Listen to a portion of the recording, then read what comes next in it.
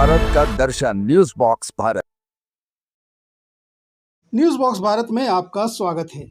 झारखंड में सत्ता से बेदखल होने के बाद से ही भारतीय जनता पार्टी मौके के तलाश में रहती है। जहां उसे मौका मिले उसे लपक लिया जाए और यूपीए सरकार को घेरे। वह हर मुद्दे पर एक एंगल जरूर निकाल लेती है जो उसे सूट भी करता है। भाजपा नेता अजय मंडल क्षेत्रीय भाषा खासकर अंगिका के बारे में बोल रहे थे। फिर उन्हें एकाएक याद आया कि अरे एंगल तो जोड़ना भी है। बस क्या था, उन्होंने उर्दू को बीच में ला दिया और उर्दू करने लगे। अब उन्हें कौन बताए कि उर्दू किसी खास मजहब की भाषा नहीं, ये देश की भाषा है और अनेक धर्मों के लोग आज भी इसे बोलते हैं।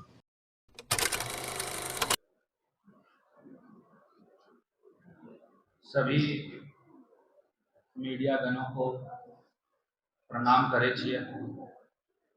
उम्मीद करे छिए कि सब ठीक ठाक है। दोस्तों, ये जो अभिनंदन मैंने किया, ये अभिनंदन मैंने अंगिका में किया और ये अभिनंदन करने का मतलब आपको अब स्पष्ट हो गया होगा कि जिस क्षेत्र से मैं आता हूँ वो अंगिका बाहुल्य क्षेत्र। लेकिन इसी अभिनंदन को यदि मैं दूसरे तरीके से करूँ, सबको सलाम, उम्मीद है कि आप लोग खैरियत हैं। इसका मतलब कि जो मेरी आइडेंटिटी है, आज उस आइडेंटिटी को छोड़कर मैं दूसरे भाषा का इस्तेमाल करने लगूं तो कहीं ना कहीं जो आने वाला जनरेशन होगा, आने वाला पीढ़ी होगा, वो ये समझ बैठेगा कि अंगिका हमारी भाषा ही नहीं और जो हमारे ऊपर थोप दिया गया है भाषा, वही मेरी संस्कृति है। और यदि उर्दू को कंपलसरी कर दिया जाए नौकरियों में, तो जो अंगिका भी बोल रहे हैं, जो उड़िया भी बोल रहे हैं, जो हो कुड़ुक मुंडारी भी बोल रहे हैं, वो भी कहीं ना कहीं उर्दू को ही अपनी भाषा समझ रहे हैं। ये मैंने एक उदाहरण दिया कि सरकार की मंशा क्या है और इस प्रेस मीट का जो मकसद है वो भी आपके सामने आ गया होगा। मैं धन्यवाद आभार प्रकट करता हूँ अशोक जी का, मैं धन्यवाद आभार प्रकट करता हूँ शशांक जी का जो हमारे साथ इस प्रेस कॉन्फ्रेंस में है। इस प्रेस कॉन्फ्रेंस को हम लोगों ने दो बिंदुओं में बांटा है। एक तो जो पॉलिटिकल मुद्दा है, भाषा विवाद को लेकर जो पॉलिटिकल मुद्दा है वो एक पहलू है, और दूसरा है कल्चरल मुद्दा जो भाषा विवाद के कारण आने वाले पीढ़ियों को झेलना पड़ेगा। तो सबसे पहले मैं पॉलिटिकल मुद्दे की तरफ जाऊंगा और आज की डेट में झारखंड सरकार, ये अबुआ सरकार जो अपने आप को कहती है, ये अबुआ सरकार नहीं, ये बबुआ सरकार है। और ये इसमें बोलने में मुझे कोई अतिशयोक्ति नहीं है कि ये महुआ सरकार है। सरकार की जो पॉलिसीज बनती है वो बिना तथ्य, बिना आधार, बिना कोई शोध के बनती है, और जिसका सबसे बड़ा प्रमाण आप सभी प्रेस मीडिया के पास जेटेट की जो क्षेत्रीय और जनजातीय भाषाओं की सूची जारी हुई है, उसके आधार पर आप इसको देख सकते हैं। जेटेट की जो क्षेत्रीय और जनजातीय भाषा की सूची तैयार हुई है, उसको अगर आप गौर से देखेंगे तो आपको साफ स्पष्ट हो जाएगा कि झारखंड सरकार को अपने प्रदेश की जानकारी ही नहीं है।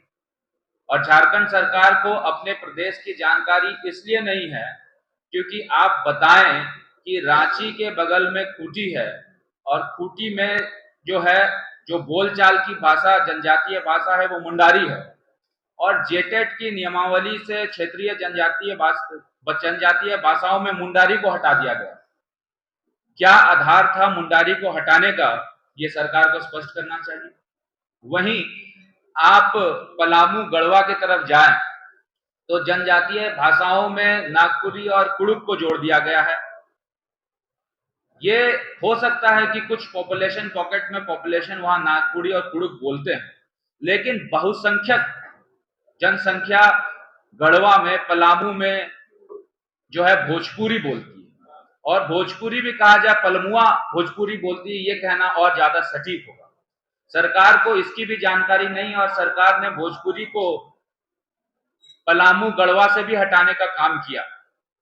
वहीं आप संथाल की तरफ जाएं तो वहां पे तो अन्याय हो गया, और मैं संथाल में अन्याय हो गया इसलिए कह रहा हूं क्योंकि गोड्डा में बहुसंख्यक भाषा अंगिका है, देवघर में बहुसंख्यक भाषा अंगिका है, और अंगिका का स्थान क्षेत्रीय में दूसरी बोलचाल की भाषा कुड़माली है। कुड़माली मेरे विधानसभा में 30,000 लोगों की जनसंख्या है और पूरे जिले में 80 से 1 लाख की आबादी है। कुड़माली का गोड्डा में ना होना क्षेत्रीय भाषाओं में ये सबसे बड़ा सवाल खड़ा करता है कि आखिर सरकार ने किस आंकड़े के तहत, सरकार ने किस एनालिसिस के तहत जेटेट की नियमावली को निकाला। जेटेट की नियमावली को आप देखेंगे और खासकर भाषा को देखेंगे तो किसी में तालमेल दिखता हुआ नजर नहीं आता। आपने जनजातीय भाषाओं की तो बात की, लेकिन इसके साथ साथ क्षेत्रीय भाषाओं में जो विसंगतियां आई है उसमें सरकार को किसने इनपुट दिया, यह सरकार को स्पष्ट करना होगा। मैं सीधा सीधा सरकार से सवाल करता हूं कि सरकार ने यदि मुंडारी को खूंटी से हटाया तो किस बेसिस पे हटाया, यह सरकार स्पष्ट करे। सरकार ने भोजपुरी को पलामू गढ़वा से हटाया तो सरकार ने कौन सी जहां पे जनसंख्या काउंटिंग की, ये सरकार को स्पष्ट करना चाहिए। सरकार ने अंगिका को गोड्डा से हटाया तो किस जनसंख्या के आधार पर, किस एनालिसिस के आधार पर सरकार ने हटाया, यह सरकार को स्पष्ट करना चाहिए। सरकार ने कुड़माली को गोड्डा से हटाया तो कौन से काउंट के आधार पर हटाया, यह सरकार को स्पष्ट करना चाहिए। और सरकार का ये थीसिस देना कि पत्र लिखा गया है, जो कि हालिया दिनों में आपको भी पता है कि फाइनेंस मिनिस्टर राधाकृष्ण किशोर जी ने एक पत्र मुख्यमंत्री को लिखा था। तो ये पत्र लिखना, लव लेटर लिखना, ये आप बंद करें यहाँ के सरकार और मंत्री, क्योंकि आपकी जानकारी में होगा कि इससे पहले भी भाषा विवाद जब शुरू हुआ था तो मिथिलेश ठाकुर जी जब मंत्री हुआ करते थे तो उन्होंने भी पत्र लिखा था मुख्यमंत्री को कि भोजपुरी को गढ़वा पलामू में जोड़ा जाए। आज जब पुनः जेटेट की नियमावली निकली है तो फिर से वो मिस्टेक, फिर से वो गलती ये सरकार कर रही है।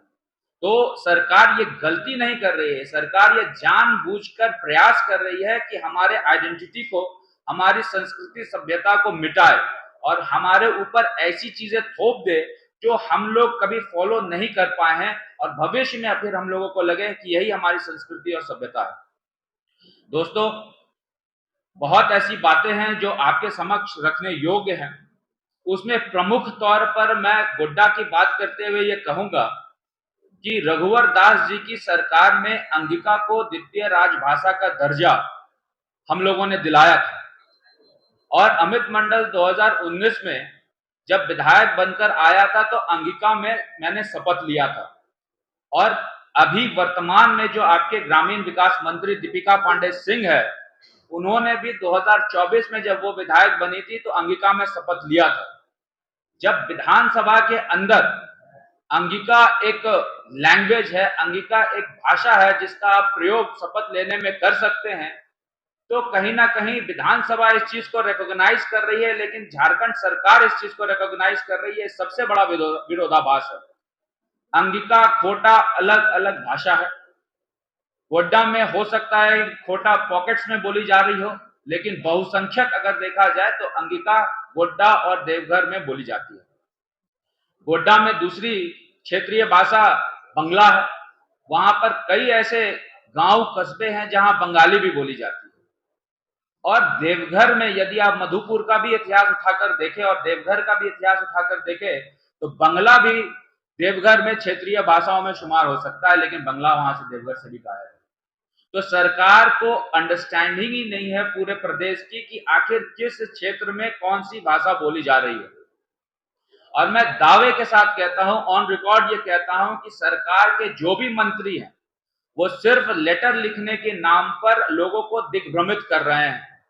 क्योंकि मुझे याद है कि जब 13-11 जिले का कमेटी बना था तो राधाकृष्ण किशोर जी भी मेंबर थे, और हम लोगों ने जब अध्ययन यात्रा की थी तो उसमें हम लोगों ने साफ स्पष्ट किया था कि झारखंड में इतनी ज्यादा विविधता है कि हम लोग एक कोई भी लैंग्वेज को पिन पॉइंट करके नहीं कह सकते हैं कि यह झारखंड का लैंग्वेज है।